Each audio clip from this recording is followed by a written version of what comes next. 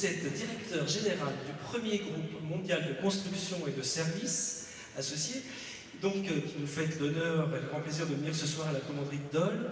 Le groupe Vinci, j'ai regardé un peu, j'ai lu 33 milliards d'euros de chiffre d'affaires, 160 000 personnes, un peu plus, hein, je crois, j'arrondis, et 2500 business units. C'est une des plus grosses agrégations d'entreprises de la place de Paris, en France, française. Il faut que je commente. Oui. Les chiffres sont à peu près exacts. De toute façon, ce sont les chiffres 2008 et je n'ai pas le droit de vous parler des chiffres 2008. C'est pour ça que je vous embête. C'est à peu près ça, c'est 165 000 personnes. C'est probablement bientôt 190 000 lorsque nous aurons fait le closing d'une opération d'acquisition récente que nous avons faite, qui est Cegelec, que nous avons faite d'ailleurs sans débourser d'argent, puisque ça se fait en paiement de titres Vinci auprès de l'ancien propriétaire qui était le fonds d'investissement de l'État du Qatar. C'est une opération plutôt élégante sur le plan financier. La particularité du groupe Vinci, il y en a plusieurs. La première, c'est que c'est d'abord un projet qui est fondé sur une conviction. Cette conviction, c'est que le succès dans la durée, c'est certes, comme on l'a dit plusieurs fois tout à l'heure, avoir une vraie stratégie, une stratégie économique, un vrai business model, mais que ça ne suffit pas. Le succès dans la durée, c'est la poursuite de façon concomitante, non seulement d'un projet économique, mais également d'un projet humain. Et je vais un peu le développer si vous m'en donnez l'occasion. C'est un projet qui au départ était managérial, qui est devenu social et qui est devenu sociétal. Alors juste un mot du projet économique. Le projet économique, tout à l'heure on a parlé d'entreprises qui se sont créées sur la durée. Nous, notre création, c'est en gros la fin du 19e siècle, c'est dans les années 1800.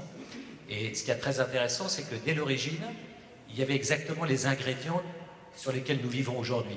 Dès l'origine, c'était l'idée que mettre ensemble dans un même groupe des activités de temps très court, qui sont les activités de type travaux. Il y a plein d'entrepreneurs de construction, notamment parmi les lauréats. On est dans des cycles de temps court, c'est-à-dire qu'on a une commande, il faut la réaliser relativement vite. Alors chez nous, les activités de travaux, c'est de la construction, c'est de la route, c'est de l'installation électrique ou thermique. Alors c'est du temps moyen ou du temps court. Le temps très court de Vinci Énergie, on a la commande, 3 mois après on l'a terminée. Et puis en moyenne, la taille élémentaire des affaires c'est 30 ou 40 000 euros. Et puis le temps moyen, c'est le temps de la construction, c'est-à-dire que construire une grande tour à la Défense à Paris, c'est plutôt des chantiers de 2 ou 3 ans. Mais on est toujours dans le temps court ou moyen. Et donc l'idée c'est de mettre ensemble dans le même groupe des activités de temps court ou moyen, comme celles que je viens de décrire, et également des activités de temps très long. Les activités de temps très long, chez nous, sont des activités de concession. Et pourquoi ça fait sens? En général, je l'expose en faisant une analogie avec le remblai. On sait tous, pour être passé sur des routes ou avoir construit des maisons, qu'un bon remblai bien compact, c'est un remblai dans lequel vous avez une granulométrie continue dans les cailloux. C'est-à-dire que vous avez des gros cailloux, des moyens cailloux et des petits cailloux. Pourquoi? Parce que les petits et les moyens cailloux, ils viennent remplir les trous, laisser vacants entre les contacts des gros cailloux. S'il n'y avait que des gros cailloux, ça ne marcherait pas. S'il n'y a que des petits cailloux comme du sable, ça marche aussi, mais c'est une autre histoire. L'idéal pour avoir un remblai bien compact, c'est d'avoir des petits cailloux, des moyens cailloux et des gros cailloux.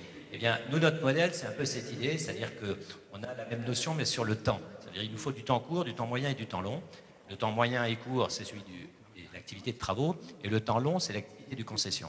Alors, quand on parle de temps long, nos concessions, c'est quoi? C'est chez nous tout ce qui touche à la mobilité, c'est-à-dire au transport des personnes, des biens. Donc c'est du parking, c'est de l'autoroute. On est concessionnaire de 5000 km d'autoroute en France. On est de très loin le plus gros. Malheureusement, ce n'est pas celle qui arrive ici. C'est plutôt celles qui sont de l'autre côté. Puis on se développe dans l'aéroportuaire, et puis on va se développer dans le ferroviaire. On est déjà concessionnaire d'un certain nombre de liaisons ferroviaires, notamment à Lyon, la liaison qui fait la liaison entre la gare de Lyon à Lyon et l'aéroport Saint-Exupéry. On est adjudicataire pressenti sur la liaison qui va faire pareil, c'est-à-dire un transport en site propre collectif par voie ferroviaire entre la gare de l'Est et Charles de Gaulle. Donc c'est également du ferroviaire, de l'aéroportuaire, du parking, de l'autoroute, et puis peut-être un jour des ports. Voilà. Donc le business model, c'est ça. Et ce qui est intéressant, c'est qu'on a le même depuis 1890. On est resté complètement fidèle à cette idée qu'il fallait en même temps développer des activités dites de contracting, de travaux, et des activités de concession.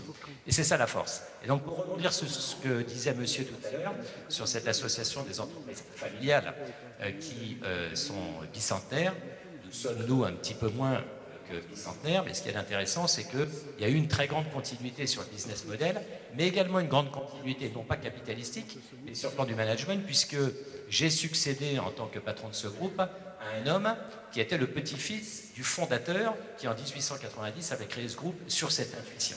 Voilà, ça c'est le business model, je ne vais pas rentrer dans le détail. Le modèle que je vous ai exposé comme étant d'abord managérial, puis social, puis sociétal, il a d'abord démarré sur une idée simple, qui est que pour libérer l'énergie entrepreneuriale de nos collaborateurs, il fallait les mettre dans une posture qui soit proche de la posture de la plupart des gens qui sont dans cette salle, c'est-à-dire dans la posture d'un patron de PME. Et donc le groupe Vinci, ça a beau apparaître comme étant un très grand groupe, effectivement international, présent dans 80 pays, la réalité, c'est que nous sommes une grande quantité de gens qui, comme vous, sont des patrons de PME, alors des plus ou moins grosses PME. Nous sommes 2500 PME, c'est une fédération de PME, c'est hyper décentralisé.